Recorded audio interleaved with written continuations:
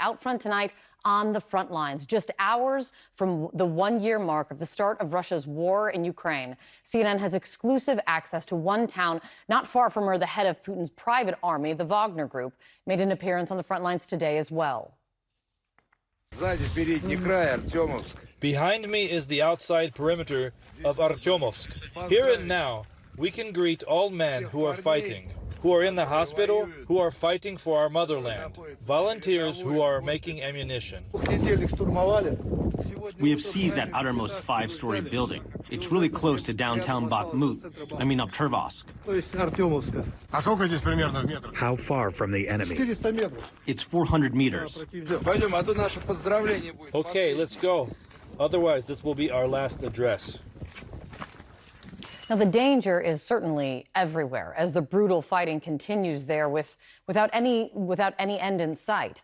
We're going to show you this new video into out front showing the utter devastation in the region. Buildings reduced to rubble thanks to some of the 5,000 missile strikes, 3,500 airstrikes, and 1,100 drone attacks that Ukraine says Russia has launched over this past year of war. This is what some of those first strikes looked like a year ago tonight in Kyiv.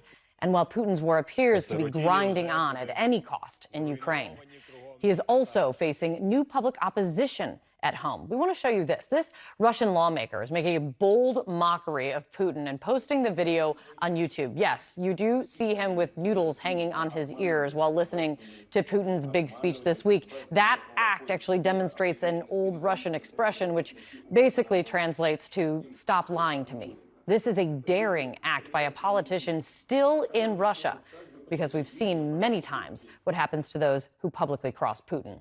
I want to go now to Alex Marquardt on the ground in Ukraine. And as I mentioned, he got an exclusive look at the front lines, a unit made of Americans and other foreign volunteers. Alex, what did you see? Well, Kate, quite simply total devastation. Another town in eastern Ukraine lying in ruin. You're right, we got an up-close look at the town of Vuhledar today. It is a town that Russia hopes to use to push deeper into Donbass, but they have been failing miserably, raising major questions about their expected offensive. We have been speaking mostly for the past few weeks and months about that battle for Bakhmut between Ukraine and Wagner, but that is largely a symbolic fight, while this fight in Vuhledar could prove to be much more pivotal.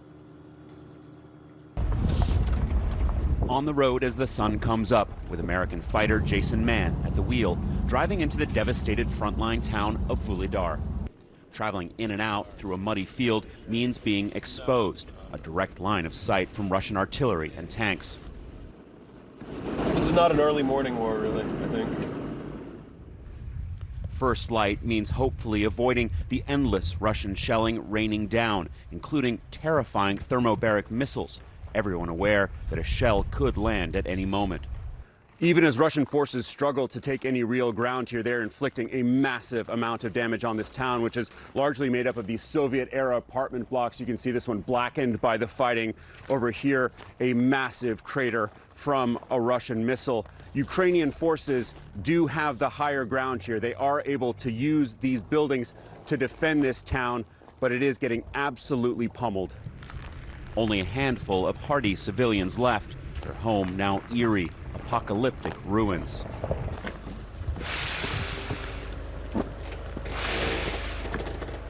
There's a reason I don't like being on this side. For months, Mann and his unit of foreign troops, called the Phalanx Group, have fought alongside Ukraine's 72nd Brigade, keeping the Russians at bay. This is redefining the global order as we speak. This is democracy versus autocracy. Do we want to let autocracy control more people's lives in the future, or prevent it from doing that ever again? Strictly. And that's what's in your head when you head out there? Absolutely. That's the only reason I'm here. Waves of Russian forces advance in open fields. They've had enormous losses, but they keep coming and keep bombing. This strategic corner of Ukraine is where the southern and eastern fronts meet, making it a major priority for Russia's push deeper into Donbass. Mann arrived in Ukraine at the very beginning of the war. He's a former U.S. Marine who served in Iraq and Afghanistan, who went on to Columbia University and worked at Google as a software engineer. In the village house where the unit lives, a few miles from the front, man tells us he's now here for as long as it takes. Ukrainians are very committed to having their country back. And that includes Crimea to most of them. As long as morale's high, I'm happy.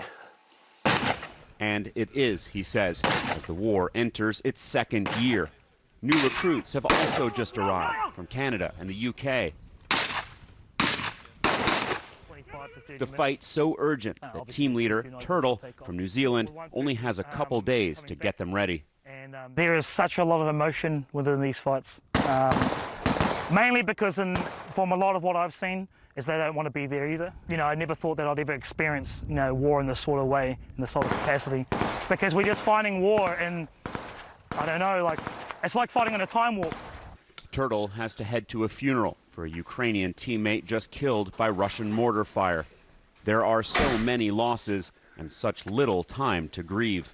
Sort of harder for us guys from foreign militaries because, ever since Iraq and Afghanistan, we weren't losing dudes so fast all the time. It's always good to be able to remember your friends, but it's just hard sometimes when the next day you've got to go out and do something, sometimes even that same day. So. Both Turtle and Man are very matter-of-fact that they could lose their lives fighting for a country that isn't theirs. 1 year into this war, neither is second-guessing himself. And not everyone gets that choice. For me, it was more of a serendipitous, one of those moments in your life that you don't really have a choice, actually. No regrets. No regrets, yeah. And Kate, Jason Mann, who goes by Doc in his unit, says that it is the resilience and ingenuity of Ukrainians over the past year that makes it very hard not to believe in the Ukrainians at this point. Now, they are expecting some kind of offensive by the Russians around this anniversary. They don't know what is coming. They are bracing themselves because they know how important Vuhledar is for the Russians in their stated goal of pushing deeper into Donbass. Kate? It was great to hear from them. Thank you so much, Alex, for bringing that to us. Now up front now, the British Foreign Secretary, James Cleverly. Foreign Secretary, thank you so much for taking the time for us. As we hit this 1 year mark in the fight, the big ask right now from Ukraine is for fighter jets. Your former Prime Minister, Boris Johnson, actually said just yesterday that the UK should break the ice, in his words, essentially saying, go first in sending jets. Do you think that's a good idea? Well, I pay tribute to my friend and colleague and the former Prime Minister, Boris Johnson. I think he was decisive in his decision-making when this full-scale invasion happened, and indeed before that, in the supplying of defensive munitions to the Ukrainian armed forces and delivering training to Ukrainian troops before this most recent offensive started. And I suppose he is right that we need to continue to support the Ukrainians in their self-defense. Rishi Sunak, the current British Prime Minister, has committed to training fast jet pilots and Ukrainian Marines. And of course, we will discuss with our international friends and colleagues what other military equipment the Ukrainians need and how quickly we can get it to them. But the whole world should understand that the UK's commitment with our allies to support Ukraine is absolutely unwavering. Russia is making a big show of it right now, of its relationship with China. Putin met with China's top diplomat in Moscow. You also met with that same diplomat in the past week, I believe. The Secretary of State, Tony Blinken, has said that he's concerned China's considering providing lethal support to Russia. And just today, the German chancellor said that China sending any arms to Russia would be unacceptable. How likely do you think it is that China will make that move? Well, I'm very, very proud of the very close working relationship that the UK has with yourselves in the US. I met with Tony Blinken in Munich just a few days ago. I also met with my French and German counterparts there and a number of other foreign ministers from both Europe and further afield. I can completely understand why Russia would try and seek an enhanced relationship with China. But the point I made to the Chinese authority, to Wang Yi, who I met with, is I cannot see how it can possibly be in China's interest to import the level of criticism and international condemnation that would inevitably come with any supplying of military equipment to Russia. I can see what Russia needs from China. I cannot understand what China might realistically want or need from Russia. So I hope that all countries uphold their obligations to the UN Charter, continue in this condemnation of Russia's illegal attempted invasion of Ukraine, and do the right thing to maintain peace and security across the whole globe, not just in Europe.